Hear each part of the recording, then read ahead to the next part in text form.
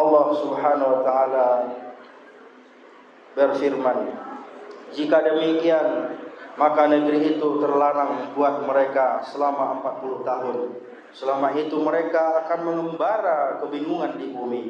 Maka janganlah engkau Musa bersedih hati memikirkan nasib orang-orang yang fasik itu. Maha benar Allah dengan segala firman-Nya. Wassalamualaikum warahmatullahi wabarakatuh.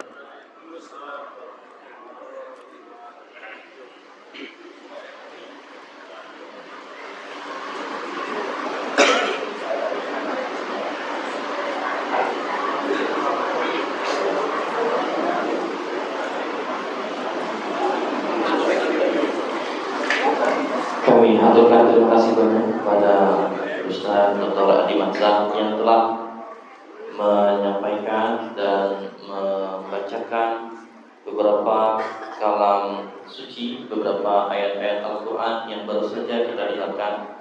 Mudah-mudahan pembacaan ayat Al-Quran yang baru saja kita dengarkan, yang baru saja kita simak, dapat menghantarkan kita pada pagi hari ini untuk mendapatkan keberkahan dari Allah Subhanahu wa taala dan juga memperlancar keberkahan yang turun kepada kita pada majelis kita pagi hari ini.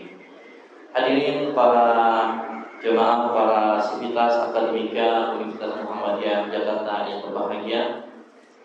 Selanjutnya mari sama-sama kita dengarkan arahan dan pengantar yang akan disampaikan oleh Al-Mukarram Al-Ustaz Dr. Andes Fakhrul Razi MA selaku Ketua LPPIK Universitas Muhammadiyah Jakarta. Kepada beliau, falyatafadhal alaihi mashkura.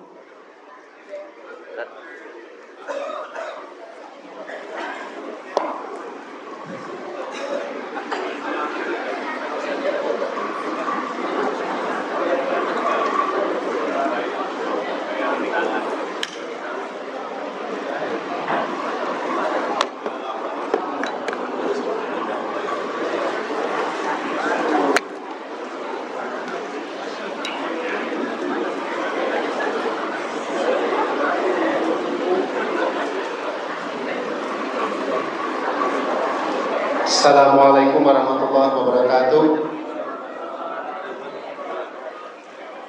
Apa kabar Bapak-bapak Ibu semua?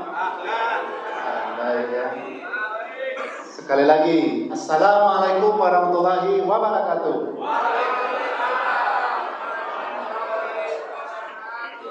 Terima kasih.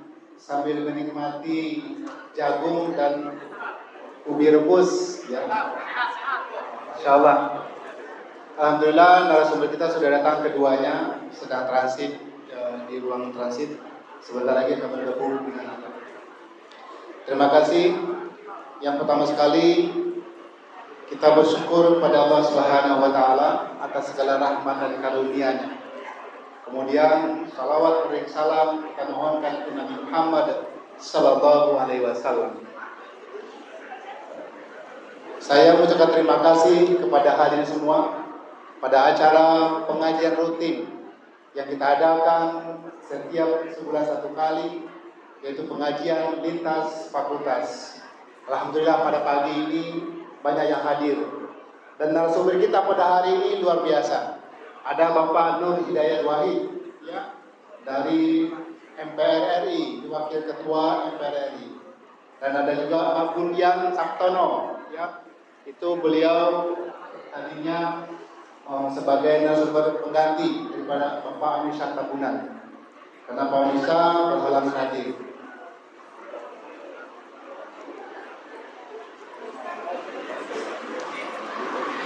Baik, selanjutnya ya, untuk sambutan ini saya menyiapkan sebuah catatan kecil ya. Catatan kecil ini judulnya Palestina Merdeka, karya Friends. Selamat datang, Ustaz.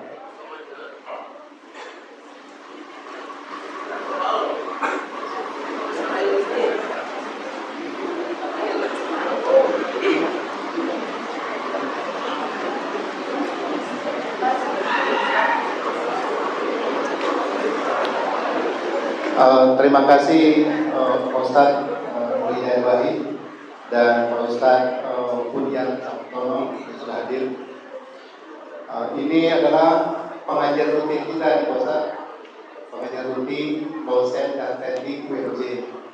Insya Allah dia setiap Jumat mengaji masing-masing fakultas, tapi sebulan sekali kumpul ke sini masjid. Pada hari ini pengajiannya terkait dengan isu kemanusiaan, ya, terkait isu kemanusiaan dan kemerdekaan Palestina. Tadi saya punya catatan kecil di sini, ya. Catatan kecil itu berjudul Palestina Merdeka karya Friends. Dahulu negara Israel itu tidak ada, kemudian tiba-tiba jadi ada. Jadi-jadian mereka menjelma. Waktu perang dunia kedua, orang Yahudi itu lari terbirit-birit dari Eropa. Mereka dikejar oleh kelompok-kelompok antisemitisme di Eropa dan Rusia. Hasil perselingkuhan Inggris dan Amerika, lahirlah anak yang tak jelas mak dan bapaknya. Pada tahun 17 Inggris merebut Palestina dari wilayah Kesultanan Utsmaniyah. Untuk deklarasi, Balfour dijanjikan rumah nasional bagi orang-orang Yahudi di sana. Pada tahun 47, Palestina dipecah. Resolusi PBB 181 yang tidak punya hak membagi-bagi Palestina menjadi negara bangsa Yahudi dan negara bangsa Arab. Mereka membagi tanah Palestina sebagai perampok membagi-bagi harta hasil kejahatan. Waktu itu Yerusalem di bawah mandat internasional. Tepi barat dan Yerusalem timur diserahkan ke Yordania. Jalur Gaza diserahkan ke Mesir. Mereka membagi-bagi tanah Palestina bagai anjing-anjing lapar berebut burung elang yang masih bertahan. Negara Israel lahir ke dunia tahun 48, lahir dari rahim perselingkuhan Inggris dan Amerika. Kemudian mereka melindas desa-desa Palestina, bagai bulldozer melindas cacing yang masih menggeliat. Lebih 400 desa Palestina dihancurkan. Sekitar 7.760.000 mengungsi ke tepi barat, Gaza dan negara Arab. Tahun 67 Arab bangkit melawan penjajah, tetapi kalah dalam perang 6 hari. Israel mengalahkan Mesir dan Yordania dan serta Suriah. Mereka menduduki Yerusalem Timur, tepi barat dan jalur Gaza, serta dataran tinggi Golan. Dunia dan PBB diam 1000 bahasa. Tahun 73 negara-negara Arab melawan lagi, tapi kalah lagi. Israel tambah kuat karena Amerika CS ada di belakangnya. Mereka menguasai hampir seluruh tanah Palestina, kecuali jalur Gaza yang masih tersisa sedikit. Kemudian 7 Oktober 2023, Palestina bangkit. Semua faksi di Palestina sudah bersatu menjadi tentara Palestina. Dan semua negara-negara Islam telah bersatu membantu membentuk dana dan perjuangan.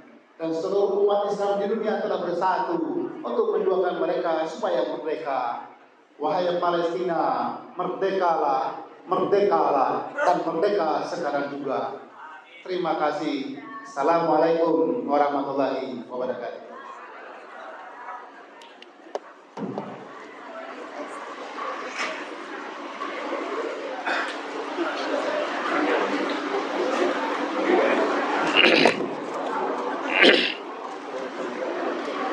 Terima kasih kami haturkan kepada Randes Fakhrul Razi MA yang telah membacakan sajak-sajaknya, sangat menggugah, dan yang paling kita ingat adalah semoga Palestina merdeka. Amin amin ya rabbal alamin.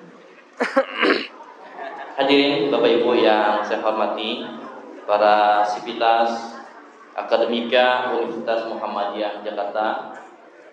Alhamdulillah saat ini sudah hadir di tengah-tengah kita narasumber kita, yaitu Bapak Dr. Haji Muhammad Hidayat Nur Wahid MA, dan narasumber yang kedua yaitu Dr. Andes Bunyan Sabtomo MA. Alhamdulillah beliau sudah hadir di hadapan kita. Kita doakan, kita mohon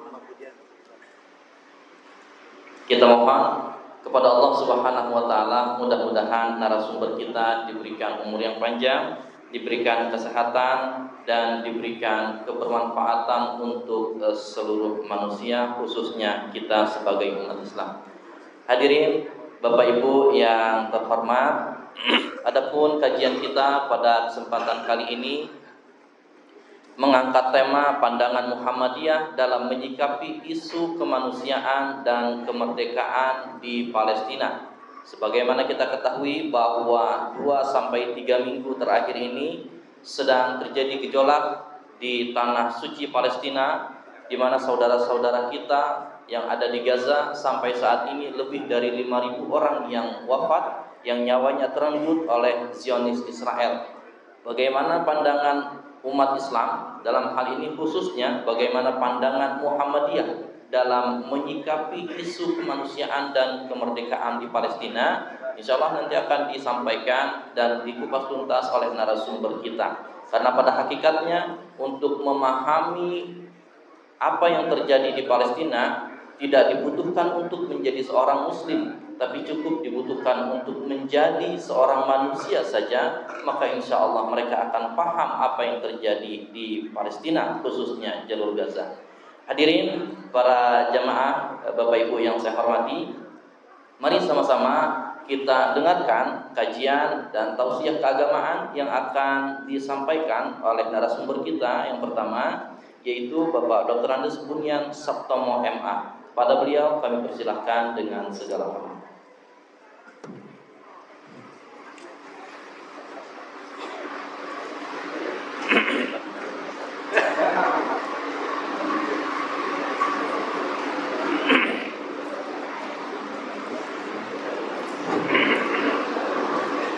Bismillahirrahmanirrahim. Assalamualaikum warahmatullahi wabarakatuh.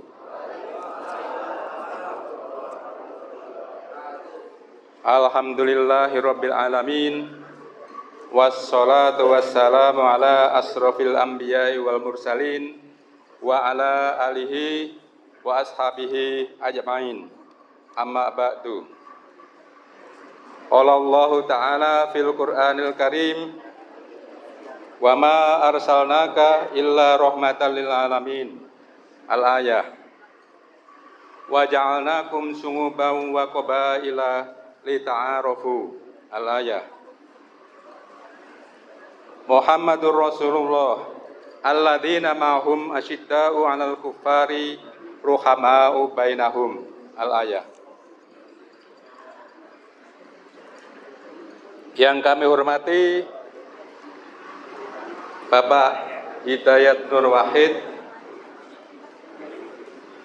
Bapak moderator, Bapak, maaf saya lupa namanya ini, Bapak pimpinan dari Universitas Muhammadiyah Jakarta, para pengajar, para mahasiswa, serta mahasiswi dan para hadirin lainnya. Pagi ini acaranya kajian integrasi ilmu. Tema pandangan Muhammadiyah dalam menyikapi isu kemanusiaan dan kemerdekaan Palestina. Pertama terkait dengan pandangan Muhammadiyah.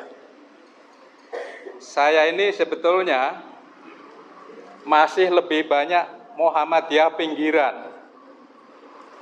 Secara kultural memang Muhammadiyah. Karena saya lulus SMP, SMA Muhammadiyah di Klaten, dekatnya Pak Hidayat Nur Wahid ini. Hanya saya lebih tua, karena itu saya pensiun lebih dulu. Jadi kalau Pak Hidayat Nur Wahid di Prambanan, saya di Karanganom. Prambanan itu sebelah selatan Klaten, saya di utaranya Klaten. Alhamdulillah Allah mempertemukan hari ini sesama orang Klaten. Ini berkat Buya Amir Shah Tambunan tidak bisa hadir. Saya yakin itu merupakan qadarullah, takdir dari Allah Subhanahu wa taala. Saya sendiri tidak membaca atau tidak mendalami ya yang namanya pandangan Muhammadiyah. Oh ya, ini melihat ibu kita Bu Endang Sulastri ini sama-sama alumni Sospol UGM dengan saya. Dan tahun 2003, 2004 kalau nggak salah 2 tahun ya, 2002 atau 2000, saya pernah mengajar di UMJ. Tapi setelah pensiun, saya kemudian ngajarnya di Universitas Bagri. Hanya setelah kena COVID, saya mengundurkan diri. Karena memang COVID saya waktu itu sangat berat itu. Hampir saja diambil oleh Allah Subhanahu wa taala. Tapi alhamdulillah Allah masih memberikan umur yang lebih panjang meskipun recovery saya perlu waktu cukup lama. Habis COVID saya harus pengobatan paru khusus selama 3 atau 4 bulan, hampir 4 bulan itu untuk memulihkan paru-paru sehingga saya bisa bernapas lebih baik dan alhamdulillah sekarang sudah hampir dapat dikatakan mendekati normal. Bicara mengenai pandangan Muhammadiyah, tentu saja pandangan Muhammadiyah terkait masalah Palestina, di mana intinya Muhammadiyah selalu sebagai gerakan dakwah untuk amar ma'ruf nahi mungkar. Mari kita lihat apa yang terjadi di Palestina sampai saat ini. Yang terjadi di Palestina sampai saat ini adalah suatu kemungkaran yang sudah melampaui batas. Pertama, kalau ditinjau dari integrasi ilmu ya. Pertama dari segi ilmu hukum internasional. Apa yang dilakukan oleh Israel saat ini adalah merupakan kejahatan internasional atau international crimes. Pertama, yaitu kejahatan agresi, crime of aggression. Itu dilakukan segera setelah ada deklarasi Balfour. Deklarasi Balfour itu deklarasi Menteri Luar Negeri Inggris yang memberikan tanah Palestina untuk orang Yahudi sebagai negara Yahudi. Setelah deklarasi itu kemudian orang Yahudi di Eropa berbondong-bondong ke tanah Palestina.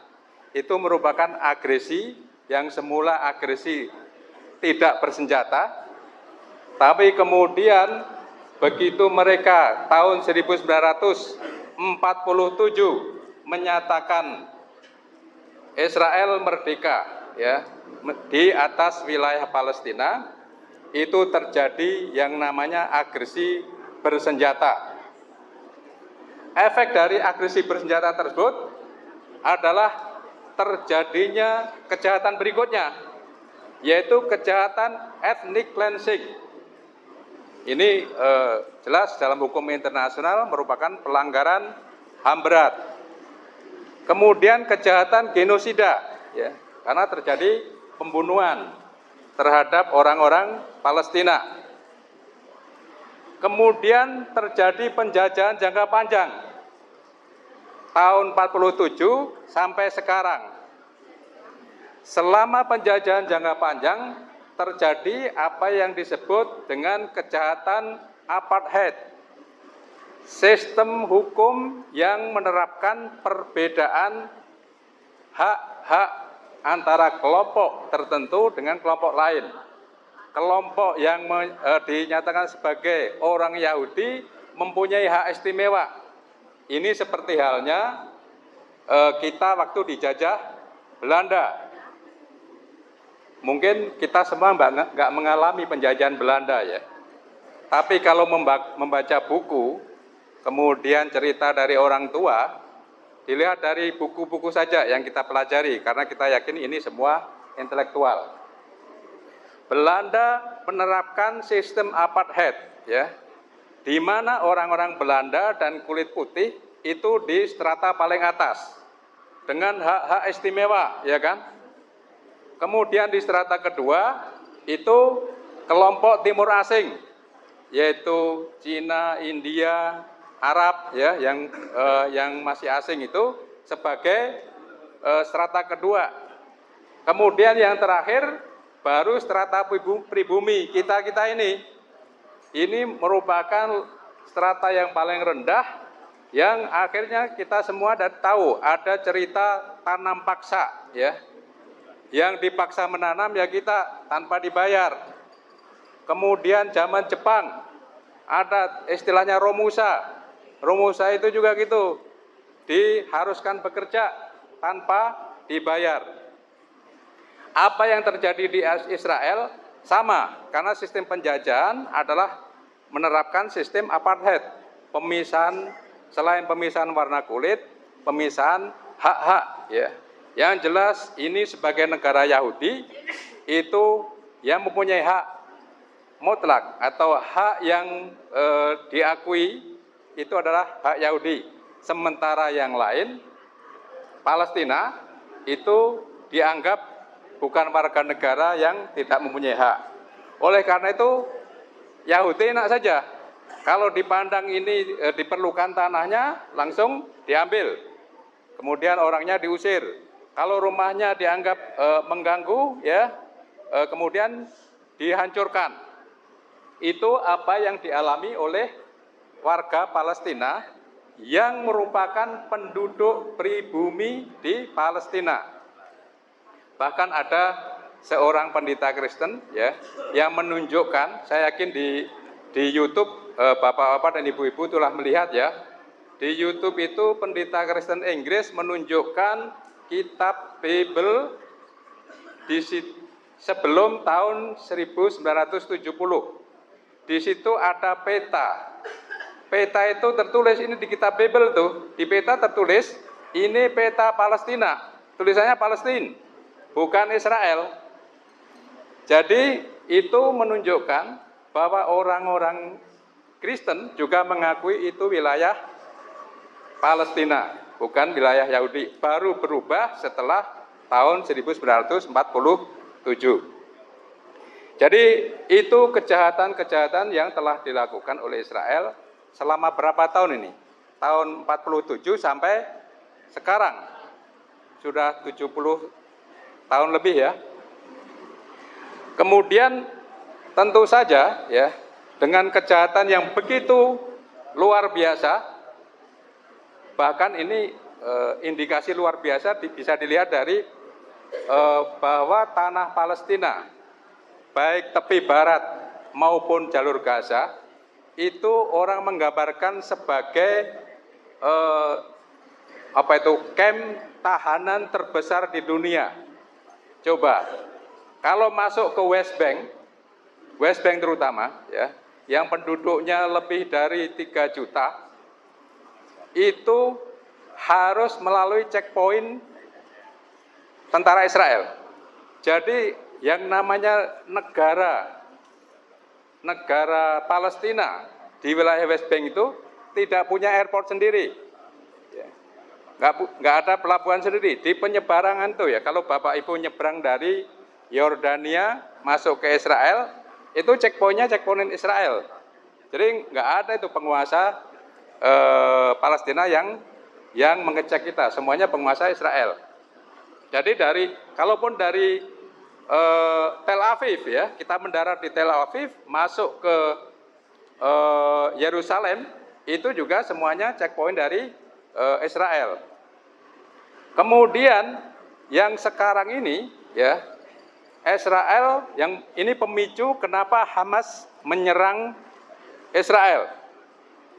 Pemicunya karena terakhir ini, dalam 2 bulan terakhir, Israel mengeluarkan ide untuk membagi Al-Aqsa menjadi dua, 70% untuk Yahudi, 30% untuk Muslim. Jadi Muslim hanya dikasih wilayah di Masjid Umar ya dan sekitarnya.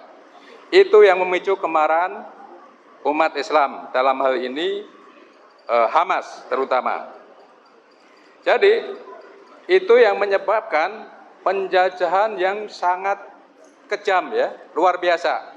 Oleh karena itu tidak mengherankan kalau rakyat Palestina yang mengalami kesengsaraan luar biasa tersebut melawan antara lain dengan menembakkan roket-roket ke wilayah Israel. Jadi jangan sampai kita menyalahkan kepada Hamas. Sekarang sudah banyak menyalahkan Hamas ya. Hamas melakukan serangan, tapi kita harus ingat bahwa root cause ya. Jadi akar permasalahan utama karena penjajahan yang begitu kejam. Jadi mohon ini diviralkan ya, bahwa kenapa Hamas sampai melakukan serangan? Karena penjajahan yang begitu lama dan begitu kejam terhadap rakyat Palestina. Kemudian kenapa kita harus membela Palestina? Yang ada beberapa orang menyatakan Hamas pun salah ya, melakukan serangan terhadap sipil. Bahkan ada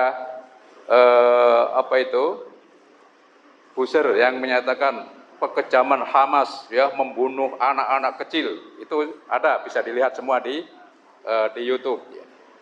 Yang jelas kita harus bersikap bahwa kita membela Palestina, pertama karena kekejaman Israel tadi yang saya sebutkan tadi, penjajahan yang begitu kejam. Yang kedua, amanat dari konstitusi kita. Konstitusi kita mengamanatkan kita anti penjajahan.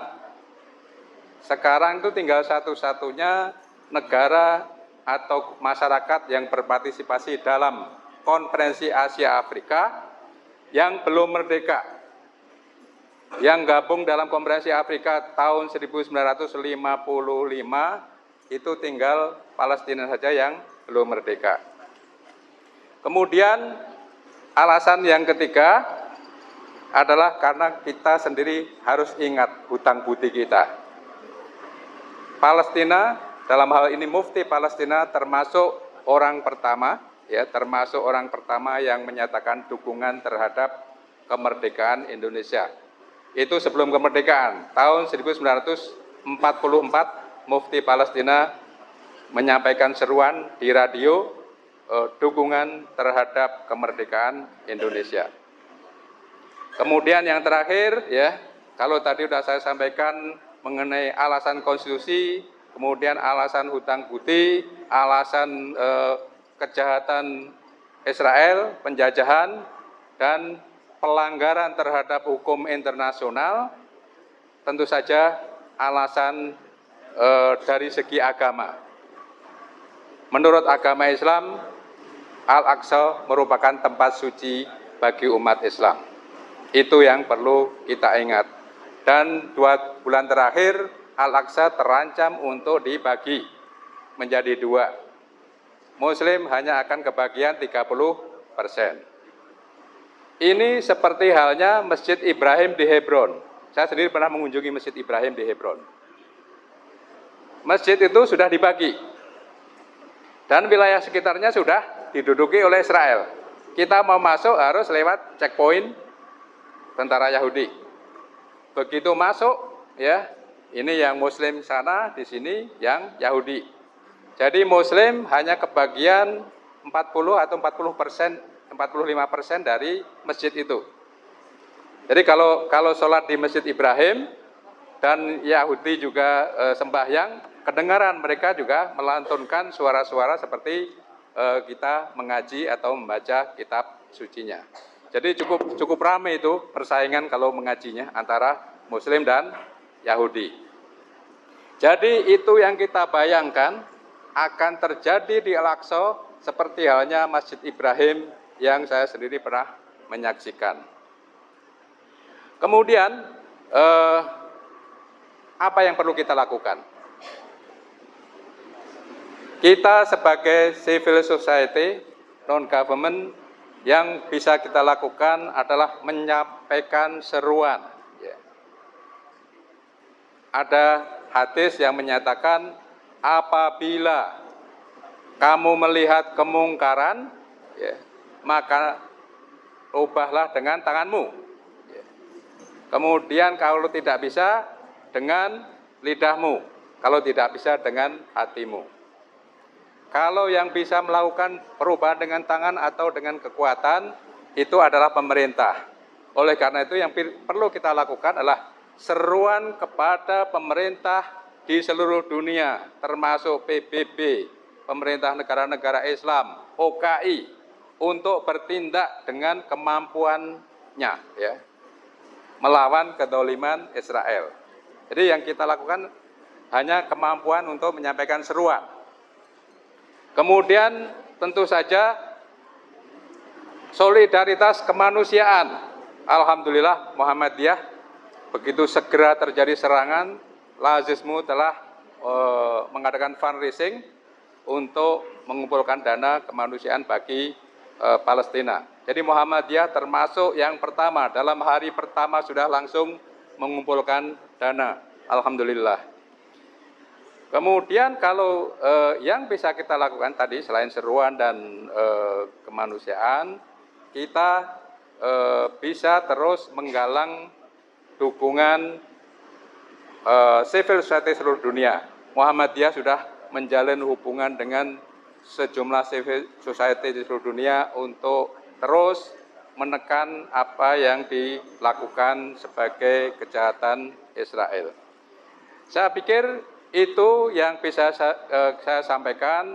Saya yakin nanti lebih banyak disampaikan oleh Bapak Hidayat Nur Wahid yang pada hal ini merupakan bagian dari negara Indonesia. Ya. Beliau dari tingkat parlemen, ya, Republik Indonesia. Saya yakin lebih banyak informasi yang beliau dapatkan dan apa yang telah dilakukan pada tingkat parlemen maupun tingkat pemerintah. Demikian, terima kasih. Wassalamualaikum warahmatullahi wabarakatuh.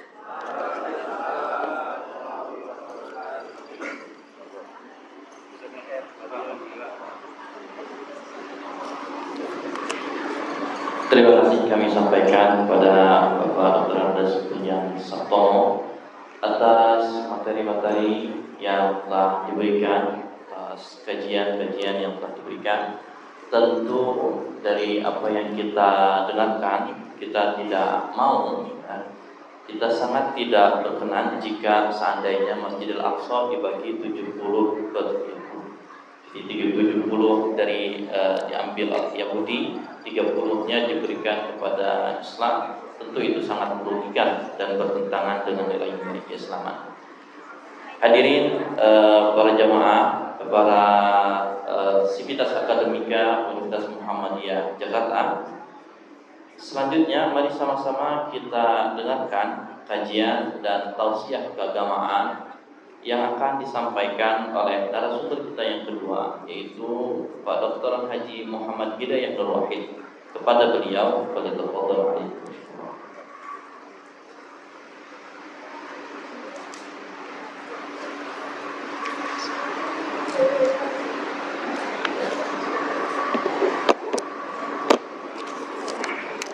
Bismillahirrahmanirrahim. Assalamualaikum warahmatullahi wabarakatuh.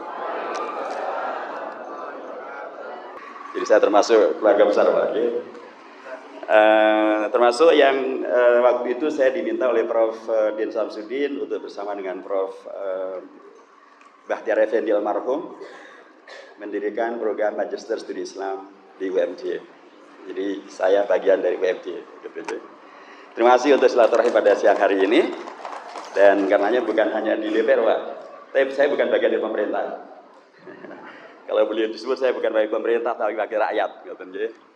Yang kita hormati Ibu Dr. Mutmainah MT, wakil rektor kita, jazakumullah khairan, dan para dekan yang hadir yang semuanya saya hormati, Tadi Bapak Dr. Andes Bunyan Sabtono MA yang telah memberikan arahannya dengan sangat luar biasa. Juga tentu Bapak Dr. Andes Fakhrul Razi MA, moderator kita dan atau ketua panitia kita. Hadirin hadirat dirahmati Allah SWT, tema yang luar biasa sangat penting dan sekaligus sangat kontekstual. Karena memang kita berada di lingkungan kampus, tapi sekaligus kampus Muhammadiyah di kota namanya Jakarta. Jakarta itu artinya ada Jayakarta. Jayakarta itu terkait dengan satu perjuangan yang menghadirkan kemenangan. Itulah perjuangan dari Sunan Gunung Jati bersama Fathahillah mengusir penjajah Portugis dari Sunda Kelapa, dan kemudian Dubalah Sunda Kelapa menjadi Jayakarta. Jayakarta merujuk pada surah Al-Fath ayat pertama, Inna fatahna laka fatham mubina. Jayakarta kemudian disingkat menjadi Jakarta. Jadi kita ini berada di komunitas intelektual kalangan terdidik yang terhubung dengan Muhammadiyah di sebuah kota yang spiritnya adalah kemenangan. Dan kalau sekarang belum menang berarti memerlukan perubahan. Ada yang menolak perubahan? Semuanya berharap perubahan? Mendoakan menangnya perubahan? Amin ya Rabbal. Ini pasti bukan kampanye kan, saya tidak ngajak siapa. Baik. Dalam konteks ilmu Muhammadiyah dan Palestina. Tadi Ustadz Bunyan Sabtono sudah memberikan alas yang luar biasa. Kita Muhammadiyah pastilah rujukan ilmiah kita sekaligus rujukan akidah kita adalah Al-Quran dan As-Sunnah. Dan Al-Quran dan As-Sunnah itu memang pijakan operasional, pijakan ideologis, pijakan aksi, menyikapi segala sesuatu, apapun juga. Dalam konteks Muhammadiyah itu kemudian sejak dari awal dicontohkan oleh Kiai Haji Ahmad Dahlan. Kita pasti semuanya hafal tentang bagaimana beliau mengajak para muridnya untuk memaknai dengan benar secara aksi dari surah Al-Ma'un, ya kan? Surah Al-Ma'un. Dan kemudian ditanya oleh beliau, bertanya kepada para muridnya, sudah paham atau belum? Ternyata paham yang benar adalah ketika kemudian dari surah Al-Ma'un itu menghadirkan gerakan. Di bawah anak murid beliau bertemu dan keliling, bertemulah dengan para duafa, para yatim, dibantulah mereka. Itulah pemahaman yang benar tentang surah Al-Ma'un. Dalam konteks Muhammadiyah dan hubungannya dengan Al-Quran dan As-Sunnah dan aksi, Palestina juga begitu. Ini mohon maaf banyak yang belum tersebut. Tapi demikianlah fakta sejarah yang kita dapat. Dan karenanya saya sering menyampaikan satu ungkapan, jas merah yes, tapi jas hijau juga yes. Jas merah adalah jangan sekali-kali melupakan sejarah. Itu benar. Itu ungkapan Bung Karno. Dan Bung Karno juga tokoh Muhammadiyah. Tapi seringkali sejarah umat Islam dilupakan. Makanya saya mengatakan jas merah yes, tapi kalau kita benar-benar jas merah maka harus juga jas hijau. Apa itu jas hijau? Jangan sekali-kali menghilangkan jasanya para ulama. Dan hijau itu pasti sangat erat dengan Muhammadiyah. Ya kan, himne kita kan warnanya hijau berseri, membuatku rela hati, ya kan? Jadi hijau itu selain NU juga Muhammadiyah. Bahkan sebelum Muhammadiyah ada organisasi massa namanya Jamiatul Khair. Berdiri tahun 1901. Kiai Haji Ahmad Dahlan jadi anggota Jamiatul Khair pada tahun 1906. Kiai Haji Wahab Basmullah menjadi anggota Jamiatul Khair tahun 1906. Termasuk juga Haji Umar Syed Cokro Aminoto menjadi anggota Jamiatul Khair tahun 1906. Jamiatul Khair itu warnanya juga hijau. Jadi hijau itu adalah warnanya perjuangan umat Islam. Ya di situ ada Jamiatul Khair, ada Muhammadiyah, Persis juga warnanya hijau, Al-Irsyad juga warnanya hijau, PUI juga warnanya hijau, NU juga warnanya hijau. Jadi jas hijau juga artinya adalah jangan menghilangkan jasanya para ulama semuanya. Termasuk yang paling utama ketika kita sekarang di sini adalah ulama Muhammadiyah. Mengapa demikian? Kita sering mendengarkan satu pernyataan dan itu benar. Tahun 1938,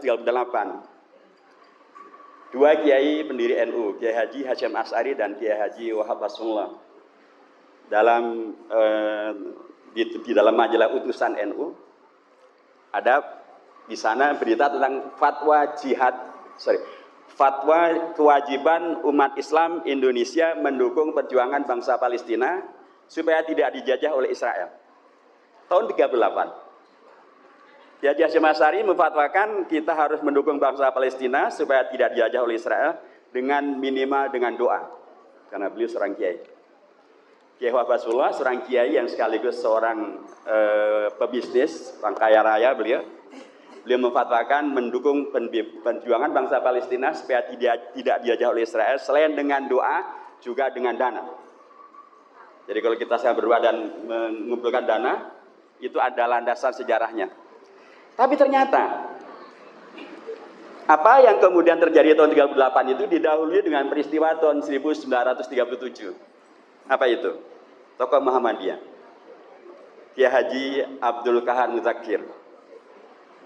Beliau adalah tokoh asli dari Kauman Jogja, nyantri di Termas, kemudian nyantri di Mambal Ulum, kemudian ke Mekah, kemudian ke Darul Ulum di Kairo. Dan ketika beliau menjadi mahasiswa di Kairo, orang Muhammadiyah ini atau kader Muhammadiyah ini, beliau sangat akrab dengan perjuangan bangsa-bangsa Arab, bangsa Arab untuk memerdekakan diri termasuk memerdekakan Palestina. Beliau sangat akrab dengan As-Sayyid Al-Amin Al-Husaini. Sehingga pada tahun 1907, ketika terjadilah satu konferensi internasional di Syria untuk mendukung perjuangan bangsa Palestina supaya tidak dijajah oleh Israel. Beliau, Kiai Haji Qahar Muzakir, menjadi utusan dari Indonesia, mewakili 34 ormas yang ada di Indonesia, datang ke Syria untuk membela bangsa Palestina dari kemungkinan dijajah oleh Israel. Jadi sejak tahun 1937, tokoh Muhammadiyah telah berperan serta secara langsung membersamai perjuangan bangsa Palestina bersama dengan bangsa-bangsa yang lain dalam satu konferensi internasional. Bahkan beliau menjadi utusan dari Indonesia mewakili 34 ormas yang ada di Indonesia. Jadi akar sejarahnya sangat-sangat kuat. Dan pada tahun 1970, lagi-lagi Kiai Haji Qahar Muzakir, Profesor Dr. Kiai Qahar Muzakir, profesor waktu itu beliau menjadi utusan dari Indonesia, mewakili Indonesia dalam satu konferensi para ulama di Kairo dalam rangka untuk membela bangsa Palestina. Dan menariknya, ini utusan resmi yang bahkan membawa satu mandat. Selain daripada memperjuangkan kemerdekaan bangsa Palestina, juga adalah untuk menyampaikan kabar, informasi kepada para pejuang Palestina. Siapapun Anda boleh membuka cabang di Jakarta. Luar biasa. Yang sampai hari ini tapi belum terlaksana. Itu seorang tokoh yang perannya bahkan luar biasa. Bukan hanya Indonesia, bahkan mengglobal terkait dengan Palestina, hadir dalam beragam event yang luar biasa. Dan beliau amat sangat dekat dengan As-Sayyid Al-Amin Al-Husaini. Siapakah As-Sayyid Al-Amin Al-Husaini? As-Sayyid Al-Amin Al-Husaini adalah tokoh sentral Palestina. Termasuk tokoh yang sangat menganjurkan negara Arab mendukung kemerdekaan Indonesia. Tahun 1944, beliau dari pengasingannya di Berlin, di Jerman, melalui radio, beliau menyerukan kepada negara-negara Arab untuk mengakui dan atau untuk membantu bangsa Indonesia meraih kemerdekaannya. Relasinya, saya yakin mengapa Al-Amin Al-Husaini demikian peduli dengan Indonesia, karena di situ ada muridnya, temannya, Kiai Haji Qahar Muzakir. Dan Kiai Haji Qahar Muzakir adalah tokoh dari Muhammadiyah. 44, Al-Amin Al-Husaini menyerukan negara Arab membantu dan mengakui kemerdekaan Indonesia.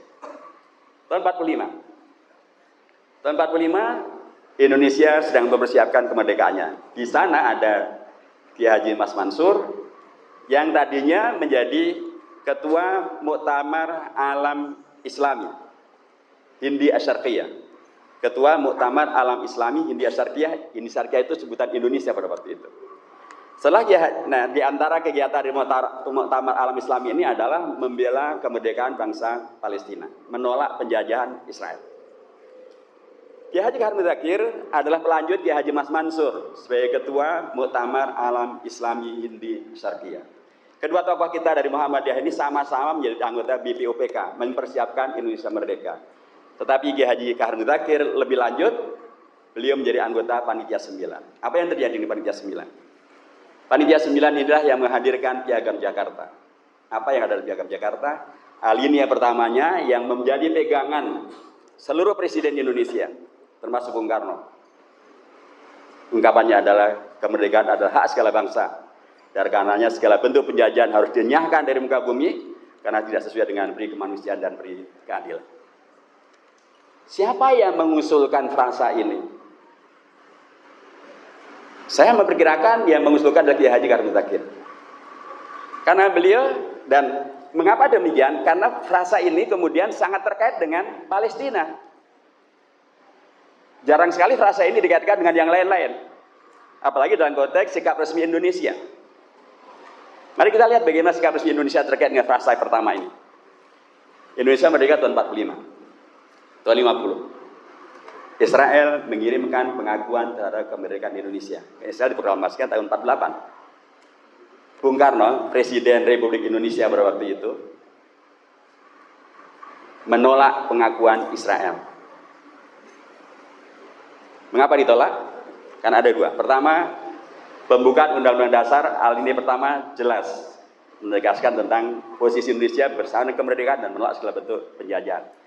Nomor dua, kalau Indonesia menerima pengakuan Israel, maka Indonesia harus melakukan apa yang disebut dengan asas resiprokal, asas timbal balik. Kalau Anda mengakui saya mengakui Anda.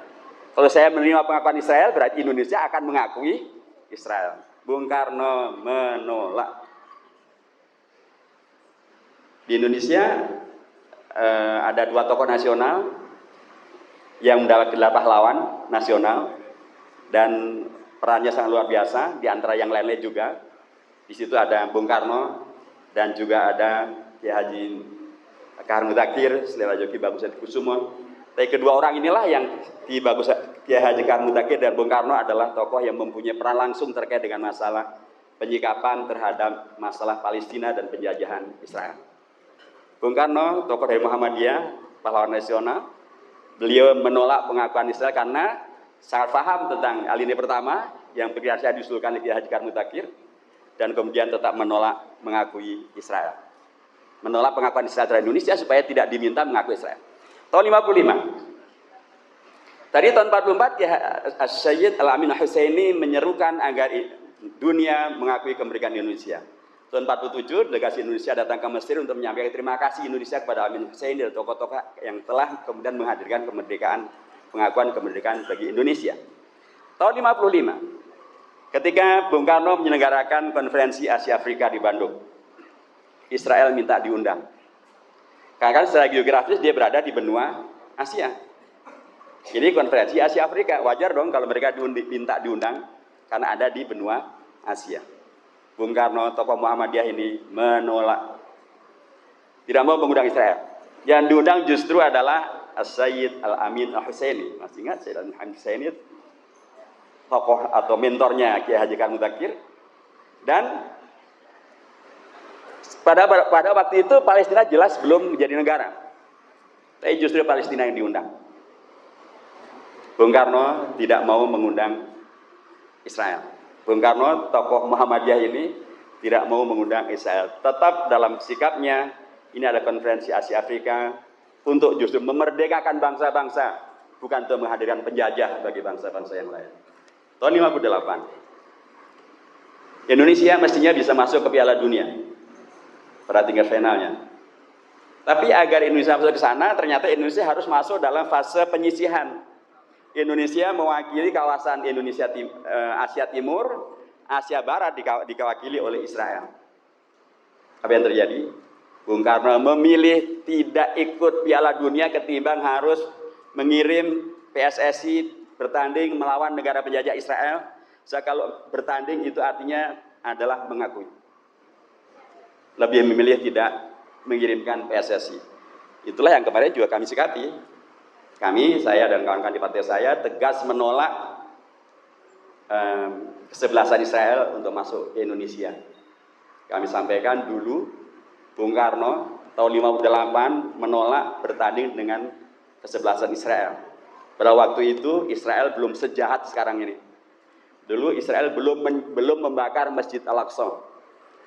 Dulu Israel belum melakukan kejahatan perang, kejahatan kemanusiaan yang telah disampaikan oleh Ustaz Bunyan Sabtono demikian sangat masif. Dulu tanah Palestina yang dijajah oleh Israel belum sampai lebih dari 60%. Sekarang Israel sudah kejahatannya luar biasa. Lebih dari 28 resolusi Dewan Keamanan PBB dilanggar oleh Israel dan tidak diberikan sanksi apapun. Masjidil Aqsa sudah bukan hanya kemarin dibakar, sekarang juga dikerjain, bahkan sekarang ditutup, tidak boleh umat Islam masuk. Sehingga sangat benar dan saya sangat mendukung sikap dari Prof. Kasman Ahmad ya, yang beliau menegaskan Muhammadiyah marah besar karena Masjidil Aqsa ditutup. Dulu Israel belum begitu. Tanah Palestina dijajah Israel dulu belum sampai 60%, sekarang sudah lebih dari 95%. Lah masa iya dulu 60% kita tolak, sekarang 95% lah didukung. Masa iya dulu mereka belum bakar Masjidil Aqsa, belum menutup Masjidil Aqsa, sekarang sudah membakar dan menutup, masuk malah Indonesia. Maka saya, Bung Karno sekali lagi, saya kembali pada Muhammadiyah, sikap Muhammadiyah dan para pimpinan yang hebat-hebat ini. Tahun 62, lagi-lagi Indonesia menjadi tuan rumah penyelenggaraan Asian Games. Mestinya Israel diundang. Indonesia, Bung Karno tidak mau mengundang Israel. Lebih memilih di embargo, lebih memilih di di ban, memilih diberikan sanksi ketimbang mengundang Israel. Dan pada waktu itulah Bung Karno mengatakan, selama kemerdekaan belum diberikan kepada Palestina, selama itu juga Israel adalah penjajah. Dan selama itu juga Indonesia tidak membuka hubungan dengan Israel. Sikap yang luar biasa lugas. Sehingga suatu ketika saya berada di satu forum dengan para tokoh dan dengan Pak Hidayat, Pak Ustaz, melinjuk saya Ustaz, mungkin karena saya bukan Ustaz. Kalau berubah Ustaz, kalau lagi Ustaz. Pak Ustaz, kenapa sih kita nggak membuka hubungan dengan Israel? Itu orang-orang Arab semua sudah pada membuka hubungan dengan Israel, terbuka maupun tertutup. Negara-negara Arab sudah pada bikin hubungan dengan Israel. Kenapa kita enggak? Saya bilang Bapak dari yang terhormat, kita adalah bangsa Indonesia. Kita punya presiden, namanya Bung Karno. Presiden kita Bung Karno atau mereka-mereka yang ada di Arab sana? Bung Karno. Selama kita masih mengakui Bung Karno sebagai presiden kita, maka sikap dasar tadi tetaplah berlaku. Selama Palestina belum merdeka, selama itu juga Israel adalah penjajah, dan selama itu juga Indonesia tidak membuka hubungan dengan Israel. Tahun 64, di Tokyo diselenggarakan Olimpiade. Apa yang terjadi? Indonesia melalui Bung Karno memboikot, tidak mau mengirimkan atletnya untuk ikut dalam Olimpiade di Tokyo tahun 64. Karena apa? Karena Israel menjadi peserta Olimpiade. Dengan satu tuh.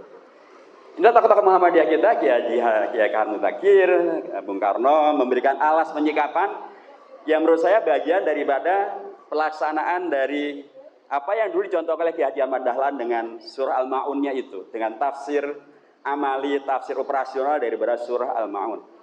Tadi saya sampaikan dua ayat Al-Ma'idah ayat 71 dari surah Taubah. Wal mu'minuna wal mu'minat ba'dhum awliya'u ba'd ya'muruna bil ma'ruf. Ma'ruf itu yang paling utama dalam konteks Israel dan Palestina ya adalah kemerdekaan Palestina. Yanhauna 'anil munkar, munkar yang paling utama ya adalah penjajahan Israel dengan segala derivatnya.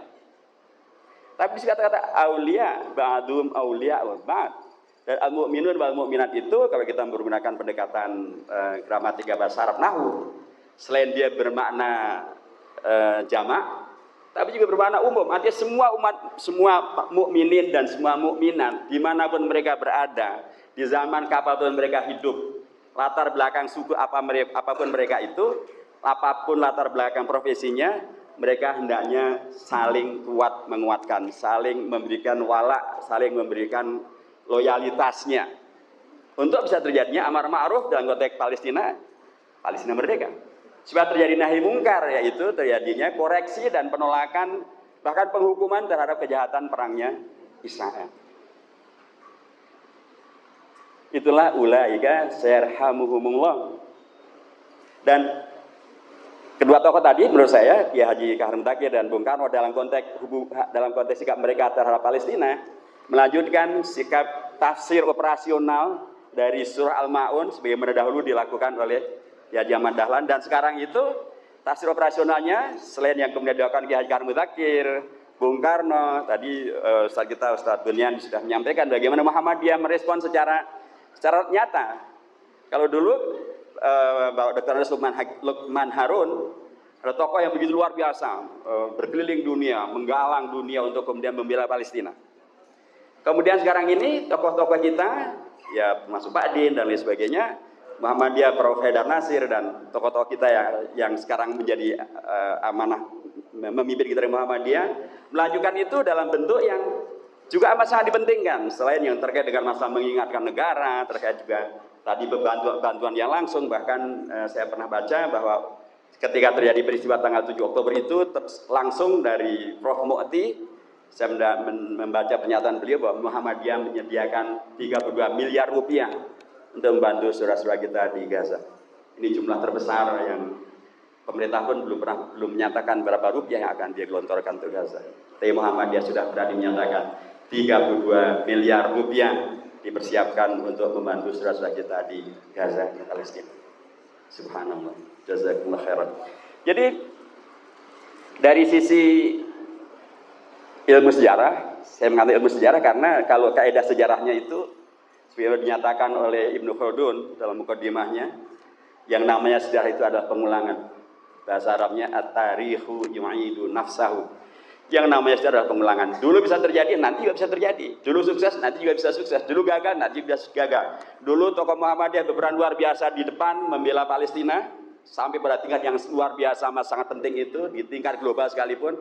Sekarang yang akan datang juga bisa diulangi kalau sebab-sebabnya diulangi. Dulu gagal, kalau pernah gagal juga nanti juga bisa gagal kalau sebabnya diulangi. Tentu kita sebagai kalangan intelektual, rujukan kita Al-Quran dan Sunnah, tentu kita tidak mau gagal, apalagi mengulangi kegagalan. Kita ingin perubahan, gitu kan, supaya kemudian yang gagal bisa kita perbaiki, supaya kemudian kita bisa menghadirkan kebaikan dan kemaslahatan. Nah, sekarang yang terjadi berikutnya adalah ini sekarang luar biasa. Baru kali ini demo membela Palestina itu begitu masif di seluruh dunia. Bahkan di New York sekalipun demo menentang kejahatan Israel itu masif sekali, besar luar biasa. Bahkan dilakukan oleh kalangan milenial Yahudi, kalangan rabi Yahudi.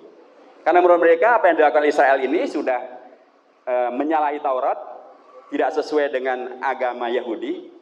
Menurut mereka yang dilakukan oleh Benyamin Netanyahu dan pemerintah Israel sekarang adalah bukan Yahudisme, tapi adalah yang kemudian mirip dengan Nazisme.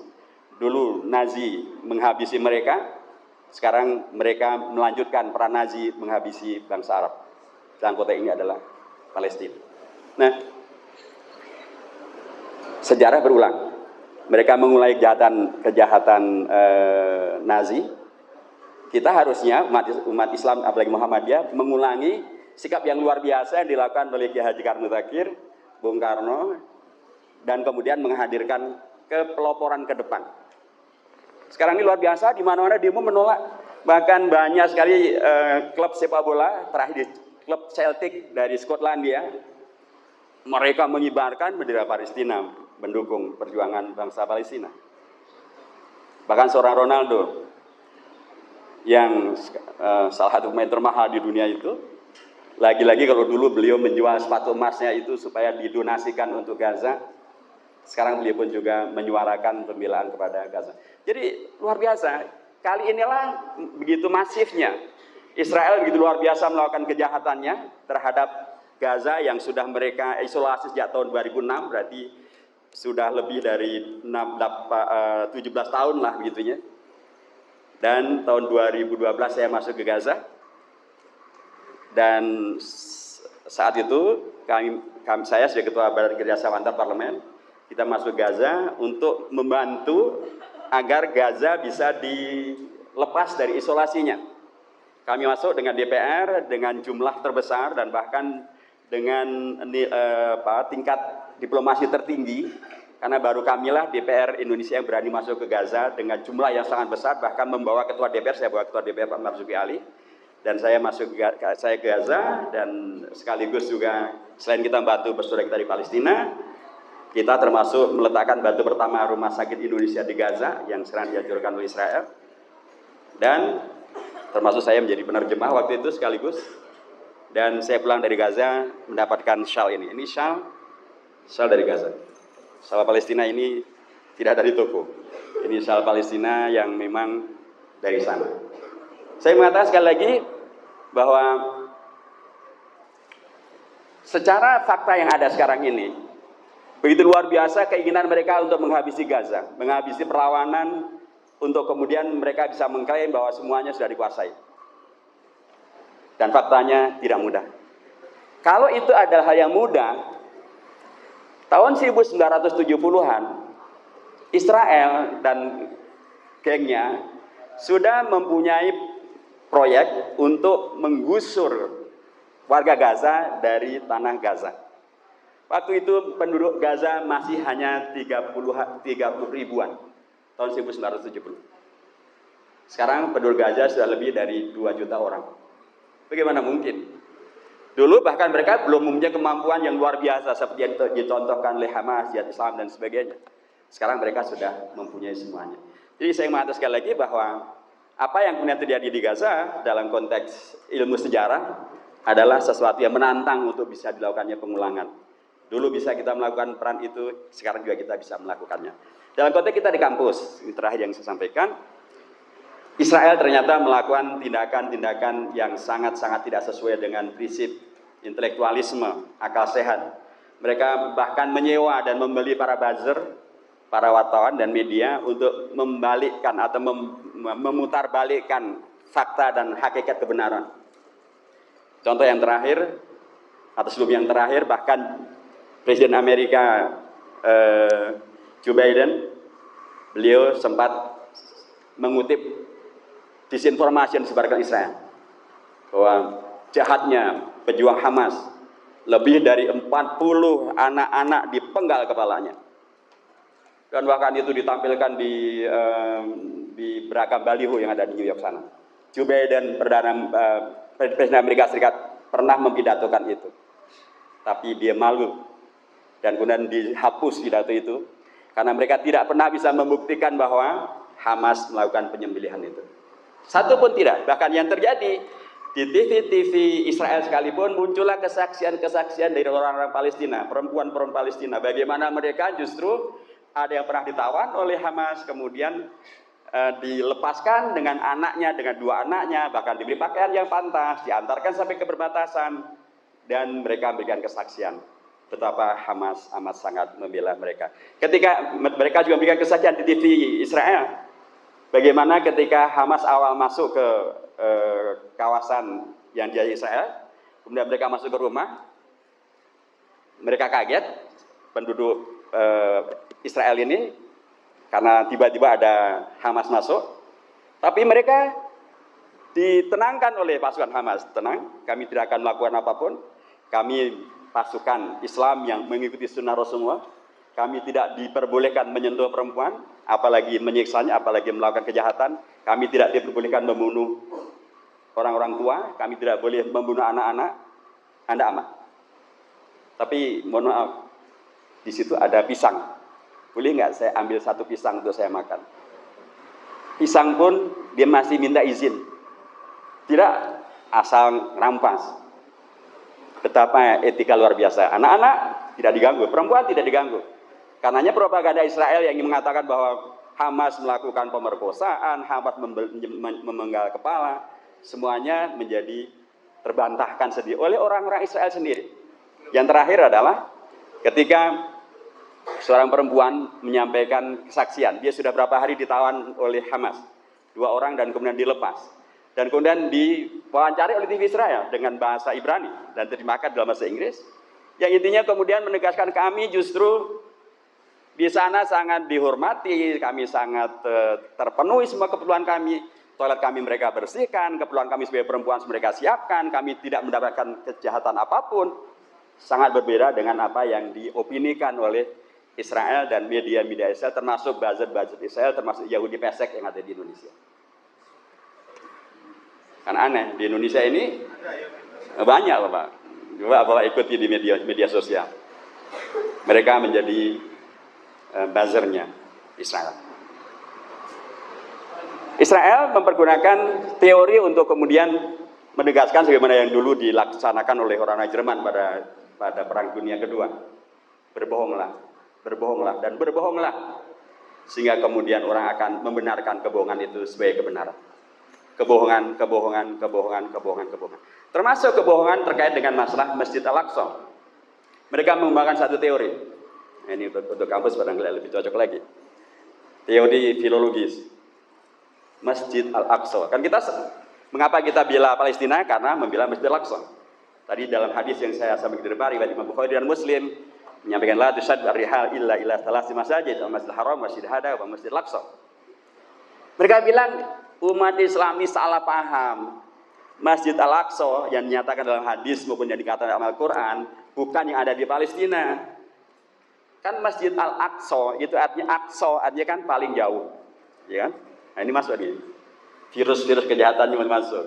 Seolah-olah intelektual gitu. Memang Aqsa itu paling jauh. Kata mereka, bagaimana mungkin Masjid Al-Aqsa yang dikatakan dalam Al-Quran adalah Masjid Al-Aqsa yang ada di Palestina? Kan itu bukan paling jauh. Coba lihat, setelah Palestina di utaranya ada Syria, ada Libanon, ada Syria, ada Turki, ada Eropa. Kan semuanya ada masjid di sana. Jadi Masjid Al-Aqsa itu bukan yang ada di situ. Bahkan sekarang bagi sekalian, alhamdulillah di kutub utara pun sudah ada masjid. Jadi Masjid Al-Aqsa itu karena masjid terjauh.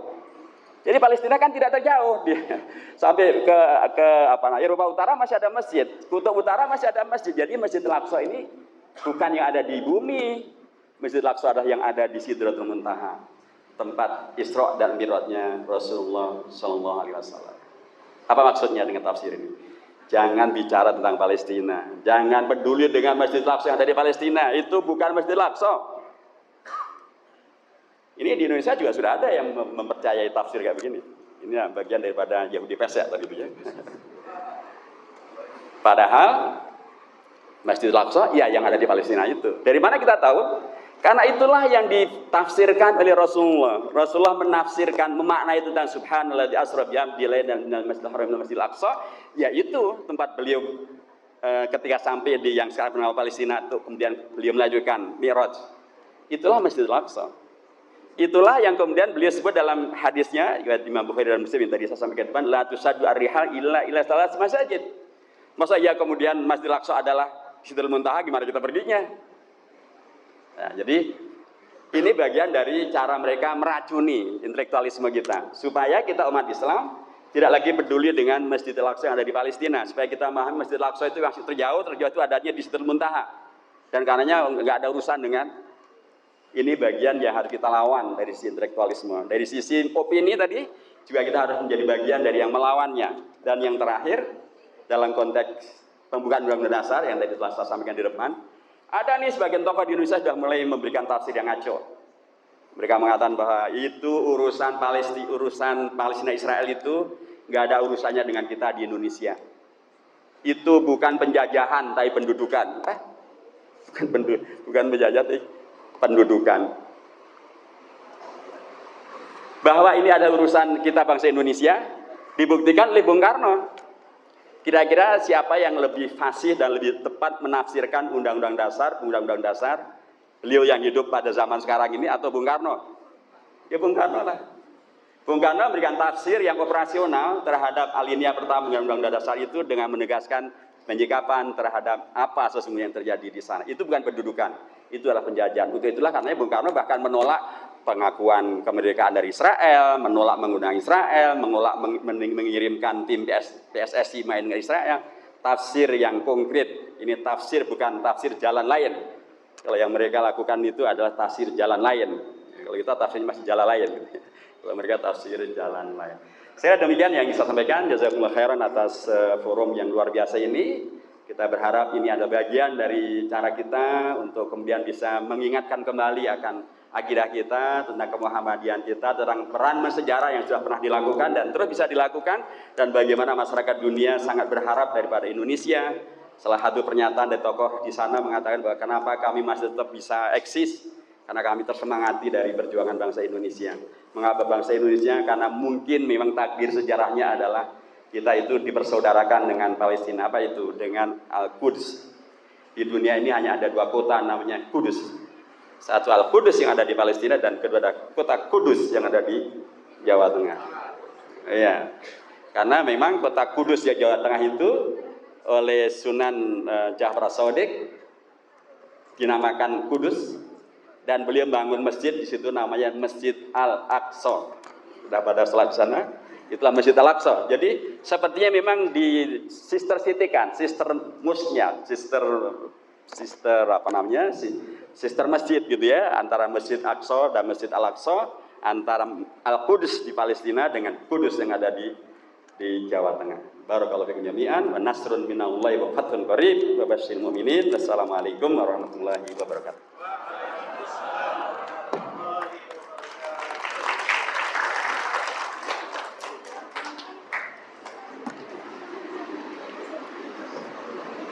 Terima kasih kami aturkan atas tausiah dan kajian yang telah disampaikan oleh narasumber pada kesempatan ini. Sungguh banyak sekali ilmu-ilmu yang kita dapatkan, banyak sekali masukan-masukan yang kita dapatkan, wawasan-wawasan tambahan yang kita dapatkan pada hari ini. Terakhir, wawasan tambahan yang kita dapatkan pada hari ini adalah adanya ta'alluq tarifiyah atau hubungan sejarah antara Indonesia dengan Palestina, di mana di Palestina ada Masjidil Aqsa, ternyata di Indonesia juga ada Masjidil Aqsa di Jawa Tengah yang berada di kota Kudus.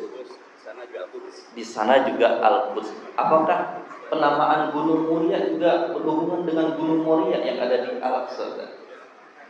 Ya, jadi itu membuktikan bahwa ternyata Indonesia dengan Palestina mempunyai ta'alluq tarikhyah, mempunyai hubungan sejarah yang sangat erat ya.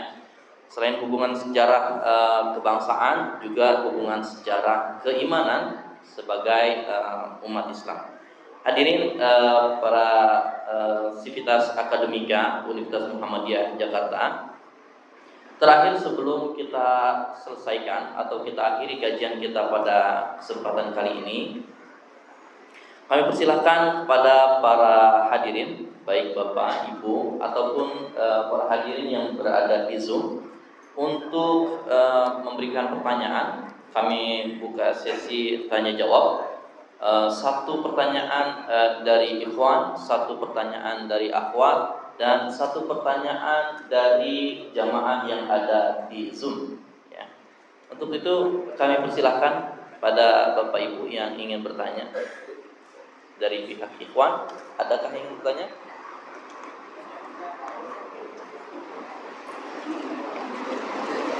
Oke, baik, kami persilahkan dari pihak akhwat.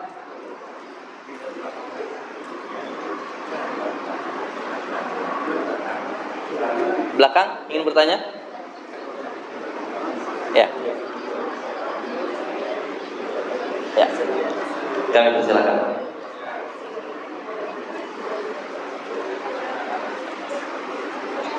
Bismillahirrahmanirrahim. Assalamualaikum warahmatullahi wabarakatuh. Terima kasih atas pencerahannya. Kami bertanya, sudah lama melakukan peperangan Israel terhadap Palestina. Begitu banyak korban-korban yang dilakukan kekejaman dari Israel. Namun ternyata PBB itu diam saja. Mengapa ini? Apakah konteksnya dengan perdamaian dunia sudah tidak berlaku lagi PBB, sehingga dilihat berat sebelah, tidak ada pembelaan terhadap kemanusiaan yang dilakukan Israel, kekejaman Israel terhadap Palestina. Terima kasih. Wassalamualaikum warahmatullahi wabarakatuh.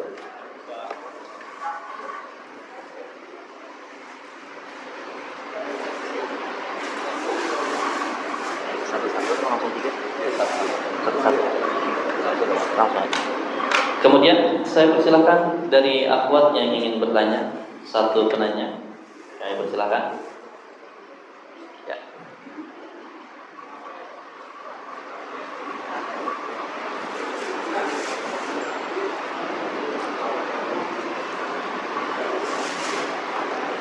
Bismillahirrahmanirrahim. Assalamualaikum warahmatullahi wabarakatuh.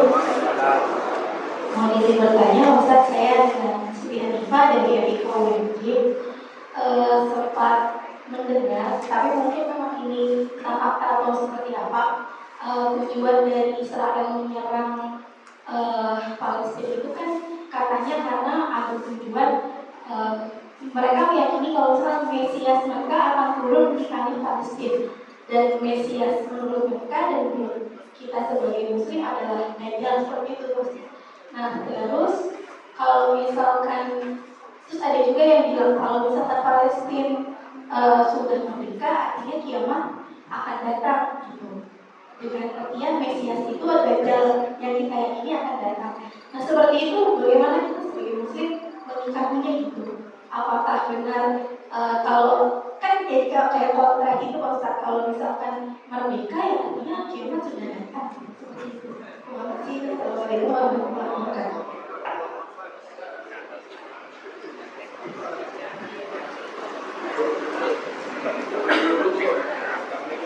Makanya biar nggak merdeka ya, supaya nggak kiamat-kiamat gitu ya. Biarlah Israel terus menjajah supaya dunia tidak segera kiamat gitu ya. Padahal penjajahan Israel itulah kiamat itu sendiri juga gitu ya. Ya saya coba untuk merespon. PBB memang, tapi ini tentu bukan nama partai Bapak ya. Ini Perserikatan Bangsa-Bangsa, karena ada partai yang pakai nama PBB. Supaya saya tidak dipermasalahkan nanti, karena saya pernah diadukan ke polisi gara-gara dianggap sebagai mempermasalahkan PBB. Baik, ini PBB adalah Perserikatan Bangsa-Bangsa. Memang sejak pembentukannya memang dalam tanda kutip cacat sejarah sebenarnya. Karena ini ada dibentuk oleh negara-negara yang merasa menang perang dunia kedua. Sehingga kemudian hadirlah beberapa negara yang disebut sebagai anggota tetap Dewan Keamanan PBB. Dan mereka mempunyai hak veto. Akibatnya PBB ini ya lebih banyak mandulnya. Terakhir misalnya dalam kasus ini, dan kami apresiasi dengan sikap dari Ibu Menlu, Ibu Retno Marsudi, luar biasa. Sebagai beliau seorang perempuan, tapi keberanian berdiplomasinya untuk menyuarakan sikap Indonesia di konferensi tingkat tinggi OKI di Jeddah, maupun kemudian beliau ke New York, itu luar biasa. Beliau sampaikan bahwa kalau PBB sudah tidak lagi mampu dan tidak lagi mau mengurusi masalah ini, kita minta agar OKI yang maju ke depan. Tapi juga lebih rumit lagi. Tapi kan harusnya memang urusan ini adalah urusan, kalau dalam konteks kesukuan, nasionalisme Arab gitu ya. Harusnya kan negara-negara Arab yang paling concern. Dalam konteks keagamaan kan Islam. Oke lah. Tapi ini juga ternyata juga belum bisa melaksanakan kewajibannya secara benar. PBB selain adanya hak veto tadi itu, ini yang sekarang dikoreksi juga oleh Recep Tayyip Erdogan. Dia mengatakan bahwa PBB itu sudah masa lalu, harus dibentuk PBB yang baru. PBB yang baru yang menghadirkan keadilan dunia kalau kita ingin menghadirkan perdamaian dunia. Dan karenanya harusnya perwakilan di Dewan Keamanan PBB itu harusnya proporsional, harusnya adil. Sekarang nggak ada perwakilan dari negara Arab, nggak ada perwakilan dari negara Afrika, tidak ada perwakilan dari kawasan Asia Tenggara. Tidak ada perwakilan itu semuanya. Jadi memang PBB adalah bagian dari masalah itu sendiri. Bagian dari masalah. Seringkali memang Sekjen PBB Guterres menyampaikan penolakannya. Bahkan kemarin dia sudah sampai ke pintu gerbang menuju Rafah untuk agar bantuan kemanusiaan bisa dimasukkan ke Gaza. Tapi Israel tetap ngotot tidak boleh dibuka dan tidak bisa masuk. Tapi PBB tidak bisa apa-apa. Nah inilah karenanya kemarin salah satu dari pola diplomasinya Indonesia melalui Bu Menlu kita akan mengajukan masalah ini ke sidang umum PBB. Sidang umum ini lebih menghadirkan kesetaraan, equality antar anggota, dan mereka juga bisa membuat keputusan. Nah, kita tunggu mudah-mudahan sidang umum PBB bisa digelar untuk bisa menghadirkan koreksi mendasar terhadap kejahatan Israel yang telah melangkahi lebih dari 28 resolusi PBB dan tidak ada sanksi hukum terhadap Israel. Jadi ini memang bagian dari yang harus terus kita perjuangkan. Mudah-mudahan ketika kemudian Indonesia punya kepemimpinan yang visinya sangat kuat, termasuk berani datang ke sidang umum PBB. Ada presiden yang belum pernah datang ke sana nih. Sekali-kalinya datang pada waktu COVID, Pak. Itulah berkahnya COVID, jadi beliau tetap datang, tapi pakai Zoom. Padahal kalau datang secara langsung nggak apa-apa, padahal kan nggak harus pakai bahasa Inggris ya. Recep Tayyip Erdogan ngomongnya pakai bahasa Turki, nggak bahasa Inggris. Jadi saya mengatakan, mudah-mudahan kita punya pemimpin yang baru, yang berani untuk tampil ke dunia internasional, dengan wawasan internasional, dengan kemampuan berkomunikasi langsung dengan bahasa apapun gitu ya. Tadi Kiai Haji Karim Muzakir, Bapak yang saya hormati, bahasa apa saja beliau kuasai. Beliau bukan hanya menguasai bahasa Indonesia, bukan menguasai bahasa Arab, bukan hanya menguasai bahasa Inggris. Beliau menguasai bahasa Jerman, beliau menguasai bahasa Belanda, bahkan bahasa Ibrani beliau kuasai. Dahsyat. Itu Kiai Karim Muzakir di zaman dulu yang belum ada universitas seperti sekarang ini gitu ya. Jadi saya mengatakan sekali lagi, inilah saatnya kita harus punya presiden yang betul-betul berkualitas secara nasional maupun secara internasional. Supaya dengan demikian maka utang sejarahnya Indonesia kepada Palestina, yaitu kemerdekaan Palestina, bisa dilunaskan. Amin ya rabbal alamin. Nah, karenanya, apakah kalau kemudian Palestina merdeka kemudian terjadi kiamat? Kiamat kan bukan hanya satu komponen, ibunya ya, banyak komponen yang kemudian bisa kemudian ujung akhirnya terjadi kiamat. Tetapi seperti ketika Rasulullah kemudian bertemu dengan seorang sahabat ini dari hadis riwayat Anas bin Malik. Beliau menyampaikan, Anas menyampaikan ada seorang sahabat dari Badui datang ke Rasulullah dan bertanya, wahai Rasulullah, kapan terjadinya kiamat? Mata sa'ah. Dan Rasulullah menjawab, bukan ketika Israel kalah atau Israel menang. Beliau jawab, "Bamadza a'dadta laha?" Apa yang Anda persiapkan kalau kiamat terjadi? Beliau menyampaikan, "Ma'a'dadtu aksara min hubbillahi wa rasulih." Aku hanya menyiapkan nggak banyak Rasulullah, hanya cinta engkau saja, cinta Allah saja yang aku persiapkan. Dan Rasulullah mengatakan atau menjawab dengan ungkapan yang luar biasa, "Anta ma'a man ahbabta." Engkau akan bersama dengan yang kau cintai. Terjadi kiamat, engkau bersama dengan Rasulullah, itu artinya ada di surga. Dan Anas bin Malik kemudian menyampaikan, "Ma farihtu farihan." Aku belum pernah segembira, sebahagia mendengarkan pernyataan seperti yang tadi baru saya dengar dari Rasulullah. Mengapa? Karena aku mencintai Allah, mencintai Rasulullah, mencintai Abu Bakar, mencintai Umar. Sekalipun aku tentu tidak bisa beramal sebanyak mereka, tapi mudah-mudahan dengan cintaku pada mereka, seperti yang tadi Rasulullah sampaikan, aku oleh Allah dimasukkan nanti ke surga Allah Subhanahu wa taala. Amin ya rabbal. Jadi saya kira yang paling tepat memang bukan kalau kita tadi dilanjutkan, memang akhirnya biarin aja tetap dijajah. So, kalau sampai Palestina merdeka, ini mahasiswa kita banyak yang belum nikah, anak kita belum nikah, gitu ya. Masa udah kiamat? Jadi orientasinya saya kira kita diperintahkan dalam konteks Al-Quran untuk kemudian melakukan yang ma'ruf, meninggalkan yang mungkar, bahkan jihad untuk meninggalkan yang ma'ruf, mengkoreksi yang mungkar, untuk saling tolong-menolong. Itu lakukan saja.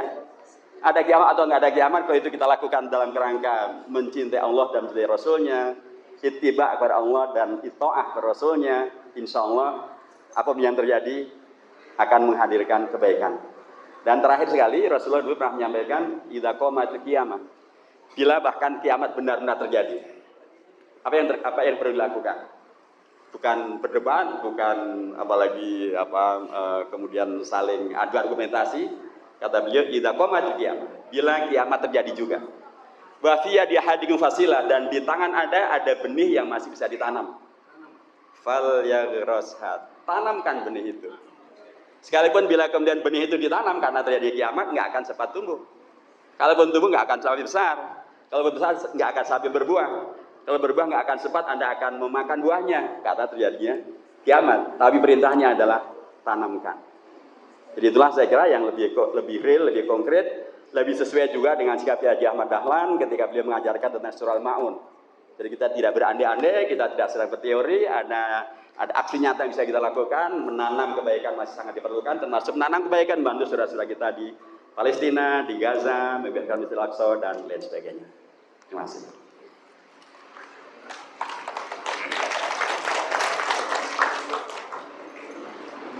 Terima kasih atas penjelasannya. Mudah-mudahan bermanfaat untuk kita semua. Sungguh ini merupakan khazanah keislaman bagi kita yang cukup baik bagi kita untuk kita pahami, di mana para pendahulu kita, baik pimpinan negara kita maupun ulama-ulama kita, mereka konsisten untuk menolak eksistensi Israel dan kaum Yahudi. Mereka konsisten dalam membela bangsa Palestina dalam memperjuangkan kemerdekaannya.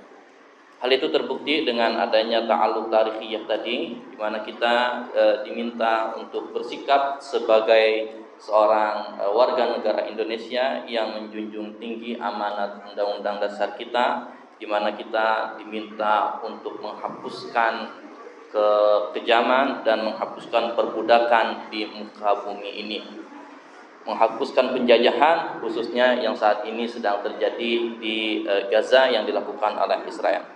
Hadirin Bapak Ibu, para sivitas akademika Universitas Muhammadiyah Jakarta, tentu kajian kita pada kesempatan kali ini sangat menarik dan kita berharap akan kita lanjutkan kajian-kajian seperti ini ke depannya, karena ini sangat bermanfaat untuk kita sebagai seorang ilmuwan dan juga sebagai seorang muslim, merupakan pengetahuan yang baik untuk kita semua. Hadirin Bapak Ibu yang saya hormati, berhubung tempat kita yang sedang kita tempati saat ini, beberapa saat yang akan datang akan digunakan untuk kaum muslimin yang laki-laki untuk melaksanakan sholat Jumat. Maka kajian pada pagi hari ini menjelang siang kita cukupkan pada kesempatan kali ini. Kita berharap mudah-mudahan apa yang kita dapatkan pada kesempatan kali ini bermanfaat untuk kita semua dan bermanfaat untuk umat Islam seluruhnya. Untuk itu, Bapak Ibu yang saya hormati, sebagai MC pada kesempatan kali ini banyak bicara juga banyak salahnya, maka saya mohon dibukakan pintu maaf yang sebesar-besarnya. Saya aturkan terima kasih banyak atas segala perhatian Bapak Ibu semua yang sudah hadir menyempatkan waktu pada kesempatan kali ini. Untuk itu, Bapak Ibu yang saya hormati, mari sama-sama kita tutup kajian kita pada kali ini dengan mengirimkan, dengan menghaturkan doa, bermunajat kepada Allah Subhanahu wa taala. Kita memohon kepada Allah Subhanahu wa taala agar Allah membantu saudara-saudara kita yang ada di Palestina saat ini. Bapak Ibu yang saya hormati, mari sama-sama kita aminkan doa yang akan kita munajatkan kepada Allah Subhanahu wa taala. Bismillahirrahmanirrahim. Alhamdulillahirabbil alamin, hamdan syakirin, hamdan na'imin, hamdan yuafi ni'amahu wa yukafi mazidah. Ya Rabbana wa ilahana lakal hamdu lakal syukru kama yanbaghi li jalali wajhikal karim 'azim sultanik. Allahumma shalli wa sallim ala nabiyyina Muhammad wa ala alihi wa sahbihi ajma'in. Allahumma ighfir lil muslimin wal muslimat wal mu'minin wal mu'minat al ahya'i minhum wal amwat. Allahumma shfi marghana wa mardhal muslimin warham mautana wa mautal muslimin. Allahumma ansur ikhwanana al-muslimin al-mujahidin fi Palestin. Allahumma ansur ikhwanana al-muslimin al-mujahidin fi Palestin. Allahumma ansur ikhwanana al-muslimin al-mujahidin fi Palestin. Allahumma thabbit imanahum wa anzil as-sakinata ala qulubihim wa wahhid sufufahum. Allahumma ahlikil kafarata wal musyrikin wa dammiril yahud wa Israel wa shattit shamlahum wa farriq jam'ahum. Rabbana atina fid dunya hasanah wa fil akhirati hasanah wa qina adzaban nar. Wa sallallahu ala nabiyyina Muhammadin wa ala alihi wa sahbihi ajma'in. Walhamdulillahi rabbil alamin. Demikian dari saya, wal afwu minkum. Wassalamualaikum warahmatullahi wabarakatuh.